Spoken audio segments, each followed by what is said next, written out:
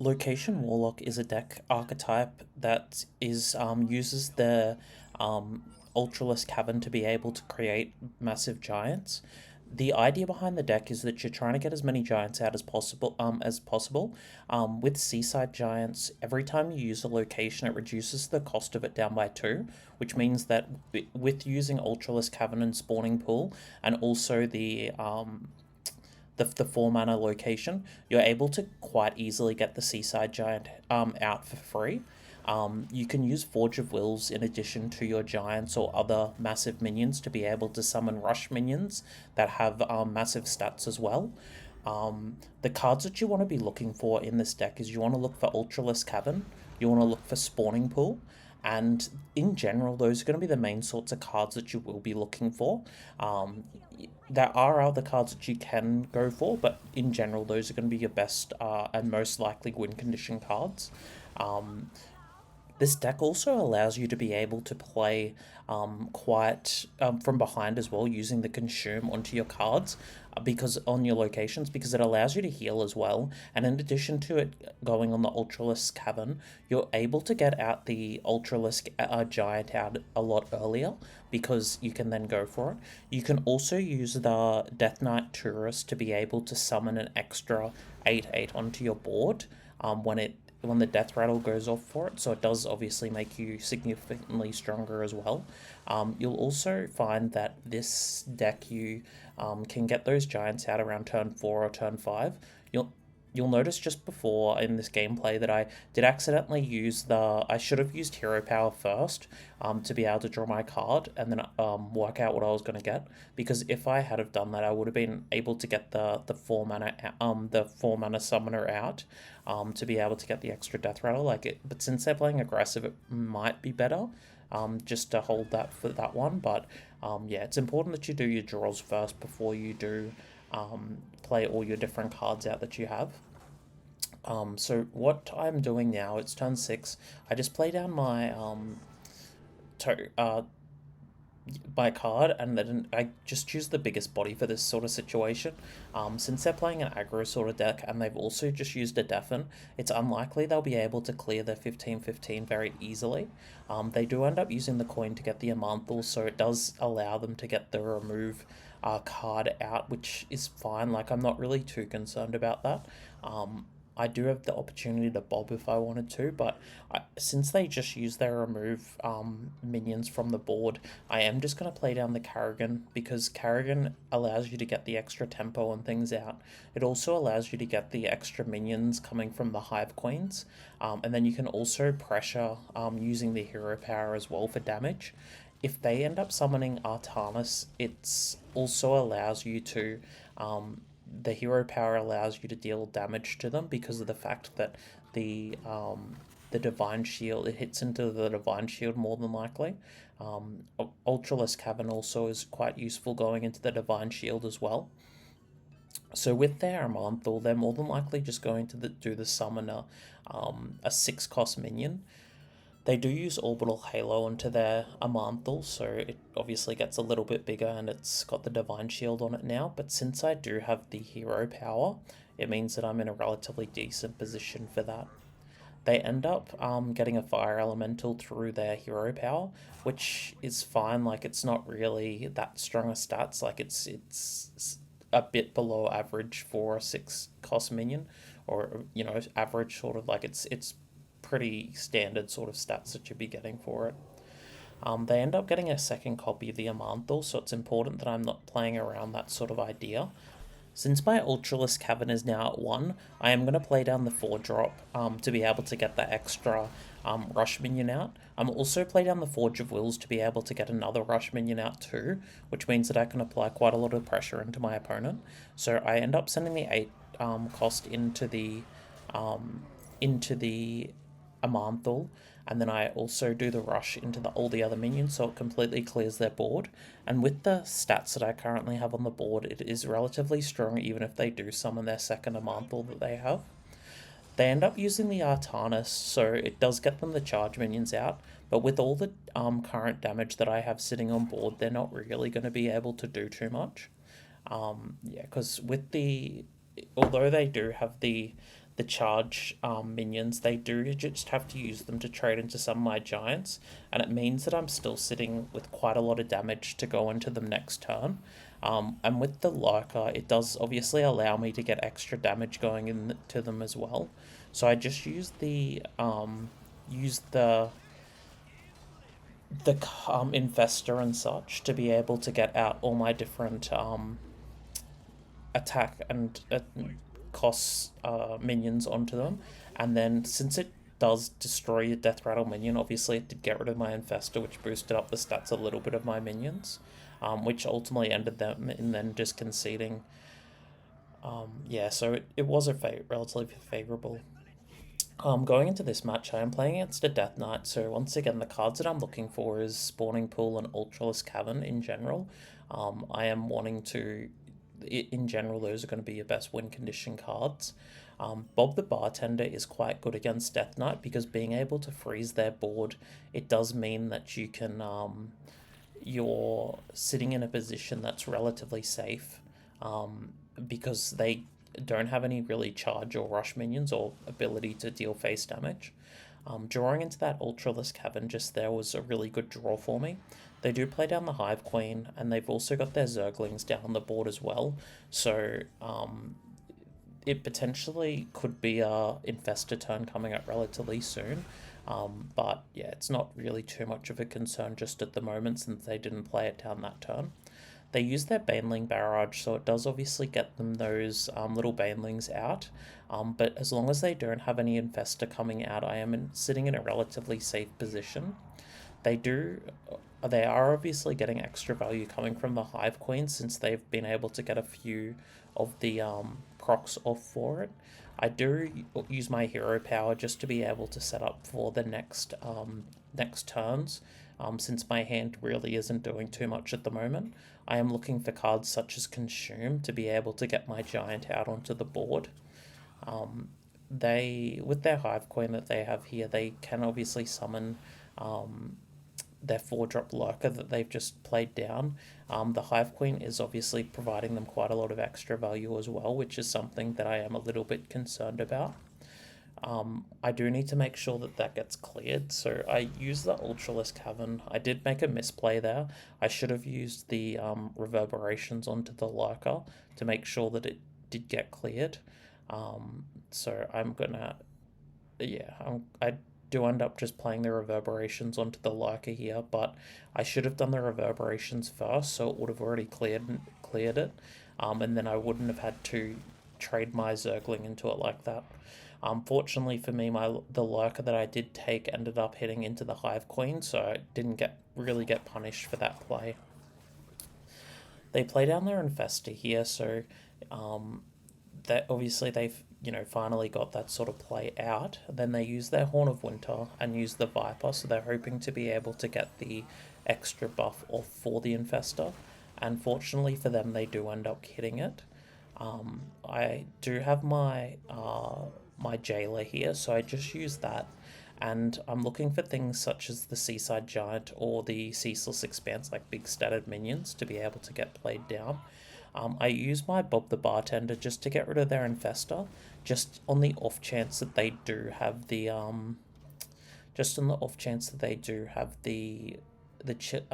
Chilling Yodler. If they did have that, it would be a potential issue for me because of the fact that then their minions would get a lot larger. At the moment, with having my giants, it does mean that I'm a little bit safer because of the fact that with them being 8/8s, they're still too big for the opponent who's only getting 2 extra buffs coming from their Infestor buffs. They do play down their Banelings here, so it is going to be posing quite a lot of damage going into this turn. And with them getting the Infestor, using the Viper to be able to hit me, it does end up taking out all my minions that are here. So I do just play down the Carrigan, which allows me to be able to clear the 2 Banelings that they have. I then use the Ultralisk Cavern here, just to send my Rush minion into them. And I could potentially have used Spawning Pool there to be able to get my Giant, but in reality, I'm not really wanting to do that just at the moment because it means that I don't have any potential play coming from for the next turn just in case they have small minions and things like that. They end up playing down Dreadhound Handlers and then their Zerglings, so they do have quite a few minions going onto the board now. With my Forge of Wills, it means that I can just play, use the spawning pool, play down my Seaside Giant, play down the both Forge of Wills, and it means I can get a few of the different giants out. I am going to be trading into the two Zerglings to make sure that they are cleared, and yeah, that's obviously going to be the best sort of play for me because with the Zerglings, they potentially could get extra buffs, or the Viper could end up summoning them and things like that. They end up using their Viper again to be able to get the and it hits my Ceaseless. And since they don't have those Zerglings that are on the board, it means that I'm sitting in a decent position going into the next turn.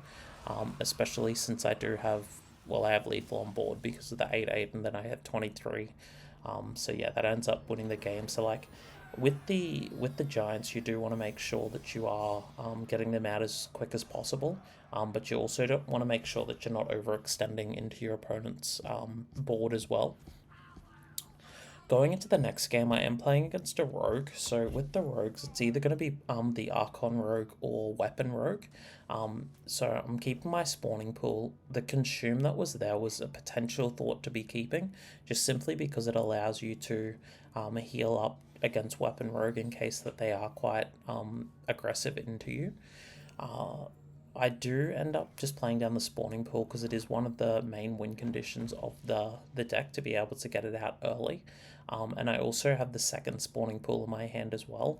Obviously being able to get the rush minions is quite good. They do use the play down the starship piece, so it's potentially going to be a Cutlass Rogue or a Starship Rogue. Since Starship Rogue has fallen out a little bit of favor, the 3/2 being there makes it seem like it is going to be Cutlass Rogue. Yeah, so they end up just playing down their Starship piece, and then they go face with their 3/2. Obviously the best sort of play for them because I don't really need to do anything that's there. I end up using my Soul Searching to be able to get a card, and I just use the Nidus Worm just because it allows me to apply, draw into potentially draw into my Ultralisk Cavern, or draw into consumes or things like that that can help me for next turn. They play down their Valorok, which allows them to deal more face damage using the charge, and it's obviously generating them some more value as well.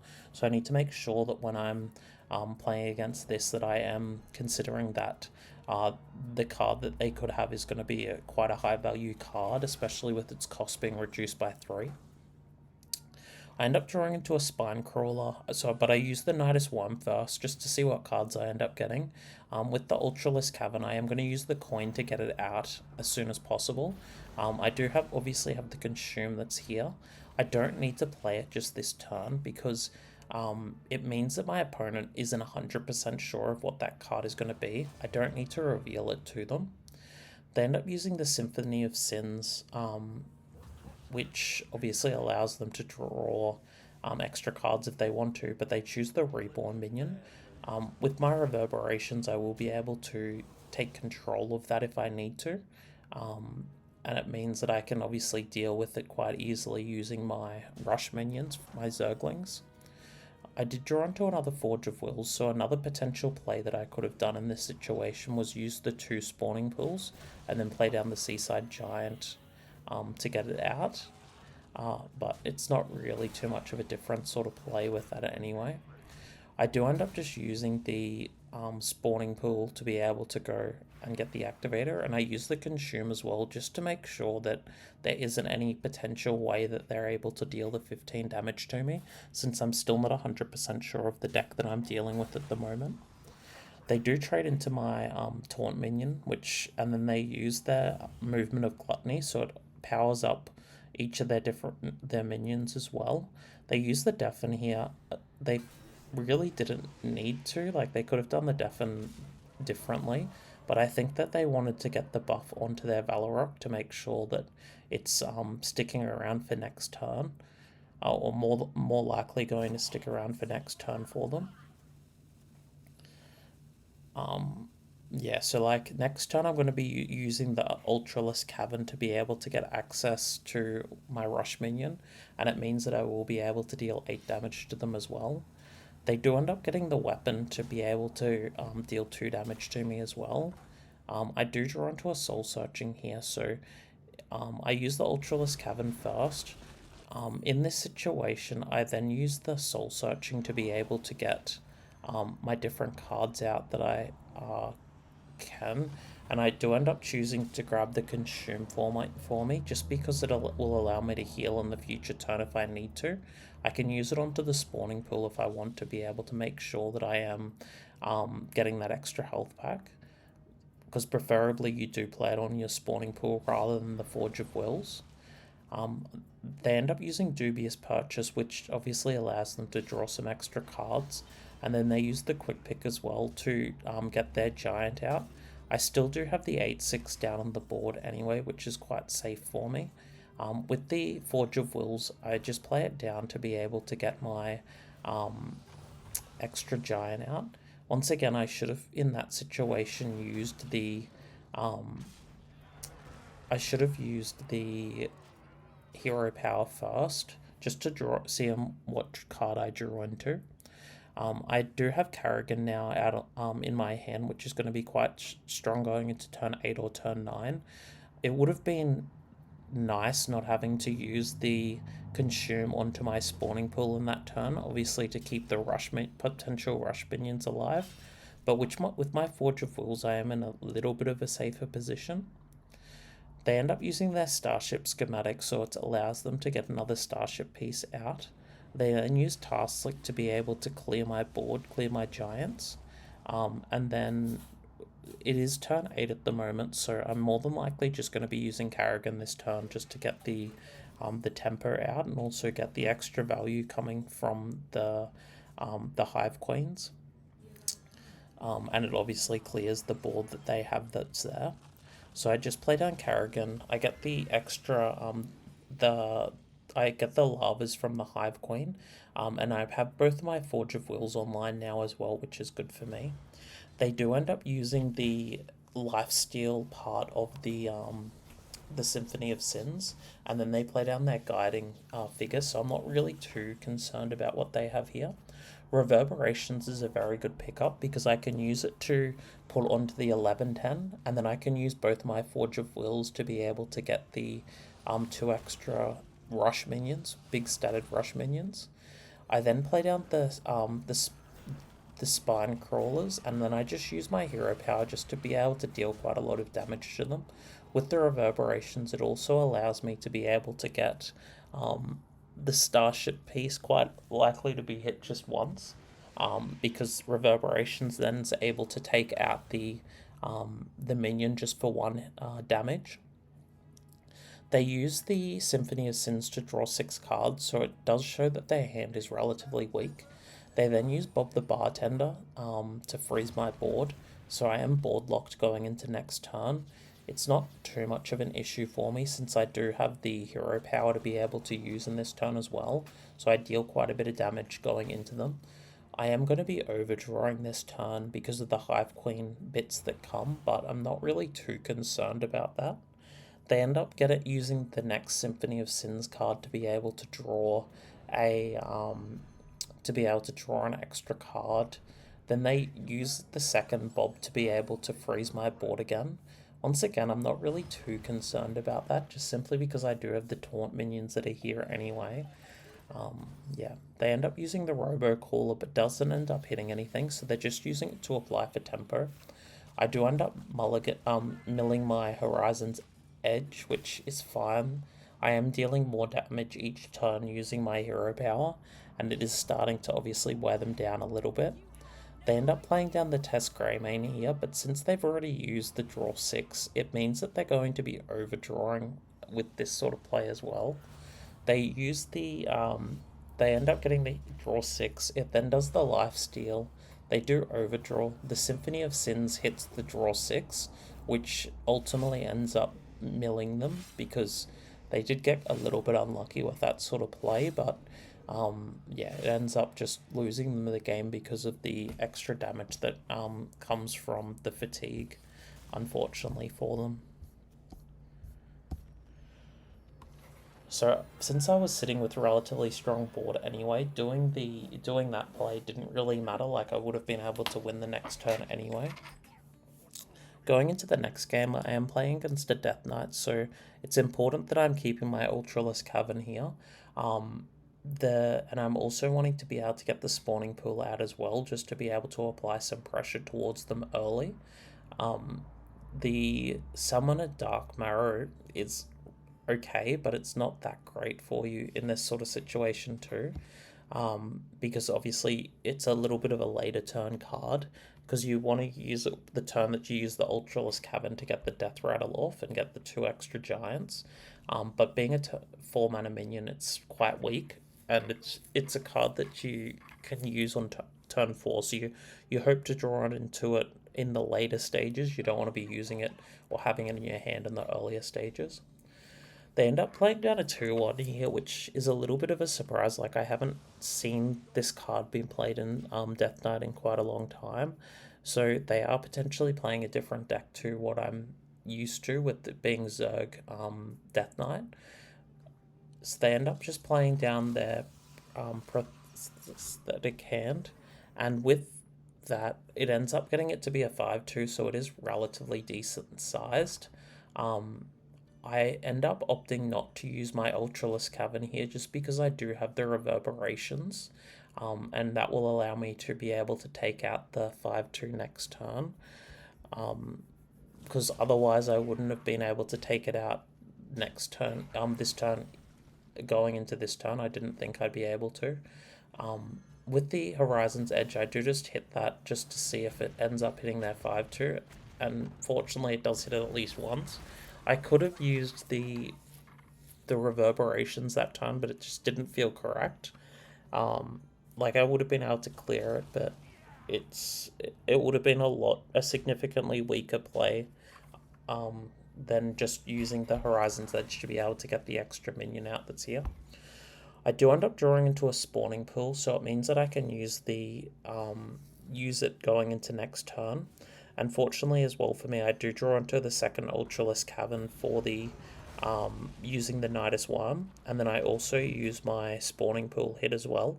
With these, all the location procs that I've done, it means that my Seaside Giant is now live, which will be quite strong going into the future turn. They play down their 5-drop. Since I do have the Consume here, it means that I can obviously deal with that. I play down the Forge of Wills on my Consume just to be able to get all of them down onto the board. I then use the Forge of Wills to go onto my Giant, and then I trade my 8/8 that isn't the Zerg. It's better to trade that Giant rather than the Zerg Giant, just in case you do get Karrigan, because Karrigan, obviously the buff comes from having Zerg minions that are there. And then I end up just using the spawning pool and playing it down to get my Zergling. They use their weapon, and then they also play down their weapon proc as well. I do use the spawning pool here, and then I play down my putrid down, just so I can get the extra barrel of sludges ready, so it heals me up. They potentially did have enough damage in hand to be able to take me out had I not used the barrel of sludges, which you can see did end up being the case. They are sitting on 13 health at the moment as well, so it is a little bit of a concerning amount health total. So what I need to do in this turn is I need to more than likely use... I use Nidus Worm first just to see if I can draw into the Consume, because Consume can set me up with getting the Giant. And I end up using the Forge of Wills here and making a mistake. I don't end up getting the extra proc off, so I should have used the spawning pool first to make sure that I could get the Giant out. So there was a little bit of a mistake there. I then just trade and then go face. So with the Consume, it does mean that I do have enough health now going into next turn. I could have used the Symphony of Sins if I wanted to, but ideally getting the extra taunt out does provide me with a little bit more protection than the potential of Symphony of Sins hitting or not hitting what I needed it to. The next game's against Priest. So against Priest, they're usually playing an aggro sort of style Priest. So once again, the cards that you're wanting to look for is you're wanting to look for the Ultralisk Cavern, and you're also wanting to look for Spawning Pool. With Ultralisk Cavern in my hand, it means that I'm sitting in a relatively decent position going into the turn 3. I do just play down my Spawning Pool here, and then I just set off the proc for it. Next turn will be more than likely using Soul Searching, but depending on what they have, I may just play down the Zergling. They do play down the Whelp, which means that they are going to be using Zarimi Priest. So I just play down the Zerglings just to apply a little bit of pressure towards my opponent, and by doing that it also means that I can use the Ultralisk Cavern in addition to my Zerglings to do some trading. They use the 4/4, they use their Orbital Halo onto their 2/3, which makes it into a 4/4. I then use the Ultralisk Cavern just to send some damage onto them. It clears the barrier. I don't do any trading there just because there's no reason to.